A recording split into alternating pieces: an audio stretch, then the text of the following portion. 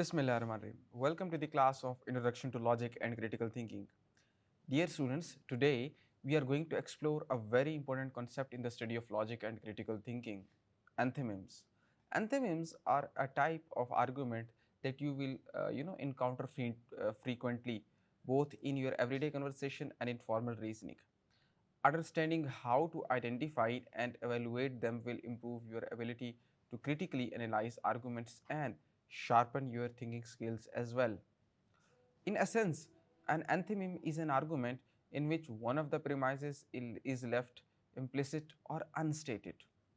This is quite common in both casual speech and written discourse because in many cases we assume that certain premises are understood by the other person without needing to be explicitly stated. Anthemims rely on the audience's ability to fill in the gaps and recognize the missing premise, and they often serve as a shortcuts for making arguments more efficient or persuasive. Let us see the structure of anthemims. An argument traditionally consists of two premises and a conclusion.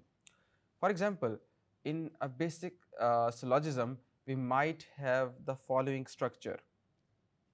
Premise number one, as all birds have feathers. Premise number two, a robin is a bird, and therefore we will be having a conclusion that thus a robin has feathers. An anthemim, on the other hand, omits one of these premises, assuming that the audience can infer it on their own. A classic example of anthemims might be the robin has feathers because it is a bird. In this case, the premise that all birds have feathers is missing. The listener or reader is expected to supply it themselves. So while the argument still has a clear structure, the robin has feathers, that is a conclusion, and it is a bird, the stated premise, the unstated premise is crucial to the argument's full understanding. Let us understand that why anthemims are used. You might be wondering, why do people leave out premises in their arguments? They do. Even we do in our daily life. Dear students, there are several reasons for this. Firstly, as mentioned earlier, we often assume shared knowledge. हम समझते हैं कि बहुत से लोगों को वो बातें मालूम हैं जो कि हम उन्हें बताने जा रहे हैं. In many cases, the missing premise is something that the audience is already familiar with. So stating it would be redundant. मतलब उसको बताने का कोई खास फायदा नहीं होगा क्योंकि audience को already पता होगा. For instance, when we argue in our everyday situations, we frequently leave out the obvious premise because we expect others to fill in the gaps.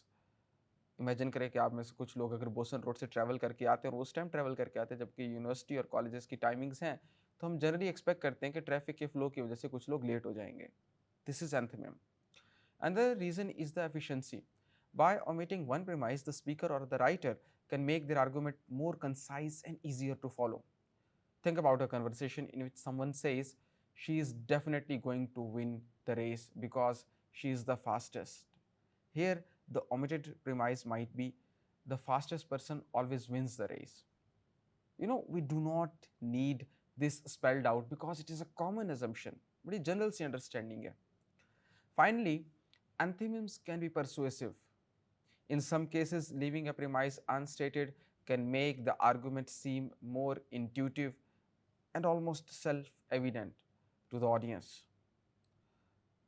This rhetorical strategy can be especially effective in political speeches, advertisements that we see on the television, or debates even, where the goal is often to appeal to emotions or commonly held beliefs rather than, logically rigorous reasoning. Let us move ahead with analyzing the anthemims. When evaluating an anthemim, it is crucial to identify the missing premise and determine whether it is reasonable to accept it or not. This is where critical thinking comes into play. The unstated premise is just as important as the stated one, and if it is weak or questionable, the entire argument might fall apart. Let us take a closer look at an example like he didn't finish the race, so he must have quit. At first glance, this argument might seem reasonable. However, missing premise here is anyone who didn't finish a race must have quit. But is that premise true? Do you really believe it? क्या आपको इस पे यकीन है? No. There can be other reasons why someone didn't finish the race, such as it might be because of an injury, because of an illness, or being disqualified because of some sort of cheating that might be done by that very particular player or athlete. This thus the argument might be logically flawed if we accept the missing premise is not necessarily true. To evaluate an anthememe, ask yourself two questions: what premise is missing? Now you should try to reconstruct the argument by identifying the unstated premise, and think about what the speaker might be assuming or implying without saying it explicitly. Secondly, is the missing premise acceptable? Now you have to examine the hidden assumptions to determine if it is reasonable, justified, and relevant to the context or not. Is it something a rational person would generally agree with, or does it require additional support? Let us see some antonyms in our everyday life. Antonyms are not just a theoretical concept, they are all around us. In fact, they are incredibly common in everyday discourse. Politicians, advertisers, and even in casual conversation, people often rely on antonyms to make quick and persuasive points. For example, consider the following statement from a political debate: we need to lower taxes because it will stimulate the economy. Now, the missing premise here could be lowering taxes always stimulates the economy, but this is a point that can be contested, especially depending on the economic theory or historical context you might consider and you should consider. Now, in this case, the missing premise is critical to evaluating the strength of the argument, and it is very important to recognize that not everyone may agree with it. Similarly, in an advertisement, a commercial might say, "Buy our new product because it is the best in the market." Now, the missing premise here is something like, "Only the best products are worth buying." Again, we can see that the missing premise is open to dispute, and recognizing this allows us to basically critically analyze the argument behind the advertisement.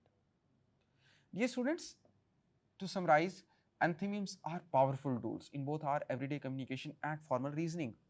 They allow for concise, efficient, and often persuasive arguments by leaving out one or more premises. However, it is crucial, it is important to recognize and evaluate the missing premises when encountering an antonym. A well-constructed argument is only as strong as its unstated assumptions. So critical thinkers must actively search for those missing pieces to ensure that they are reasonable and valid. By understanding and evaluating anthonyms, you can enhance your critical thinking skills, identify hidden assumptions, and engage with the arguments more effectively.